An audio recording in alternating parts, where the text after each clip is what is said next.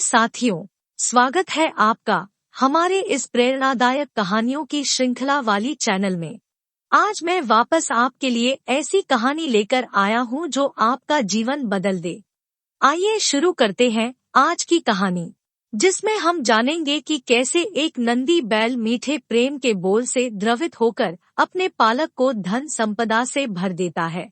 कहानी का शीर्षक है प्रेम के बोल।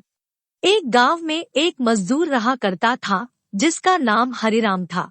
उसके परिवार में कोई नहीं था। दिन भर अकेला मेहनत में लगा रहता था। दिल का बहुत ही दयालु और कर्मों का भी बहुत अच्छा था। मजदूर था, इसलिए उसे उसका भोजन उसे मजदूरी के बाद ही मिलता था। आगे पीछे कोई ना था, इसलिए वो इस आजीविका से संतुष्ट था। एक बार उसे एक छोटा सा बछड़ा मिल गया। उसने खुशी से उसे पाल लिया। उसने सोचा आज तक वो अकेला था, अब वो इस बछड़े को अपने बेटे के जैसे पालेगा। हरिराम का दिन उसके बछड़े से ही शुरू होता और उसी पर खत्म होता। वो रात दिन उसकी सेवा करता और उसी से अपने मन की बात करता। कुछ समय बाद बछड़ा बैल बन गया। उसकी जो सेवा हरिराम ने की थी, उससे वो बहुत ही सुंदर और बलशाली बन गया था। गांव के सभी लोग हरिराम के बैल की ही बातें किया करते थे। किसानों के गांव में बैल की भरमार थी, पर हरिराम का बैल उन सबसे अलग था। दूर दूर से लोग उसे देखने आते थे। हर कोई हरिराम के बैल के बारे में बातें कर रहा था। हरिराम भी अपने बैल से एक बेटे की तरह ही प्यार करता था। भले खुद भूखा सो जाए, लेकिन उसे हमेशा भर पेट खिलाता था। एक दिन हरिराम के स्वप्न में शिव का नंदी बैल आया। उसने उससे कहा कि हरिराम, तुम एक निस्वार्थ सेवक हो। तुमने खुद की तकलीफ को छोड़कर अपने बैल की सेवा की है, इसलिए मैं तुम्हारे बैल को बोलने की शक्ति दे रहा हूँ। इतना सुनते ही हरिराम जाग गया और अपने बैल के पास गया। उसने बैल को सहलाया और मुस्कुराया कि भला एक बैल बोल कैसे सकता है। तभी अचानक आवाज आई, बाबा, आपने मेरा ध्यान एक पुत्र की तरह रखा है। मैं आपका आभारी हूँ और आपके लिए कुछ करना चाहता हूँ। यह सुनकर हरिराम घबरा गया। उसने खुद को संभाला और तुरंत ही बैल को गले लगाया। उसी समय से वह अपने बैल को नंदी कहकर पुकारने लगा। दिन भर काम करके आता और नंदी से बातें करता। गरीबी की मार बहुत थी। नंदी को तो हरिराम भर पेट खिला देता था, लेकिन खुद भूखा सो जाता था। यह बात नंदी को अच्छी नहीं लगी। उसने हरिराम से कहा कि वो नगर के सेठ के पास जाए और शर्त रखे कि उसका बैल नंदी 100 गाड़ी खींच सकता है और शर्त के रूप में सेठ से 1000 मुहरे ले लेना। हरिराम ने कहा, नंदी तू पागल हो गया है। भला कोई बैल इतना भार वहन कर भी सकता है? मैं अपने जीवन से खुश हूँ, मुझे यह नहीं करना। लेकिन नंदी के बार बार आग्रह करने पर हरिराम को उसकी बात माननी पड़ी। एक दिन डरते डरते हरिराम सेठ दीनदयाल के घर पहुंचा। दीनदयाल ने उससे आने का कारण पूछा। तब हरिराम ने शर्त के बारे में कहा। सेठ जोर जोर से हंसने लगा, बोला, हरिराम, बैल के साथ रहकर क्या तुम्हारी मति भी बैल जैसी हो गई है? अगर शर्त हार गए तो 1000 मुहर के लिए तुम्हें अपनी झोपड़ी तक बेचनी पड़ेगी। यह सुनकर हरिराम और अधिक डर गया, लेकिन मुंह से निकली बात पर मुकर भी नहीं सकता था।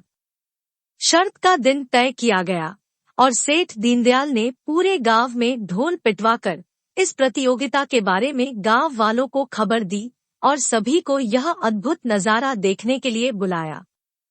सभी खबर सुनने के बाद हरिराम का मजाक उड़ाने लगे और कहने लगे कि यह शर्त तो हरिराम ही हारेगा। यह सब सुनकर हरिराम को और अधिक डर लगने लगा और उसे नंदी से घृणा होने लगी। वो उसे कोसने लगा, बार बार उसे दोष देता और कहता कि कहाँ मैंने इस बैल को पाल लिया, मेरी अच्छी भली कट रही थी। इसके कारण सर की छत से भी जाऊंगा और लोगों की थू थू होगी वो अलग। अब हरिराम को नंदी बिल्कुल भी रास नहीं आ रहा था। वह दिन आ गया जिस दिन प्रतियोगिता होनी थी।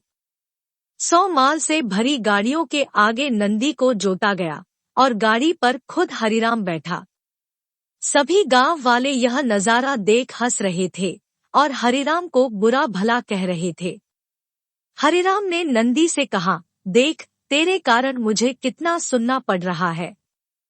मैंने तुझे बेटे जैसे पाला था और तूने मुझे सड़क पर लाने का काम किया।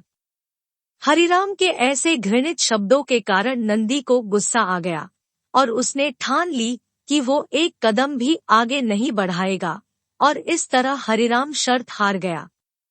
सभी ने उसका मजाक उड़ाया और उसे अपनी झोपड़ी सेठ को देनी पड़ी।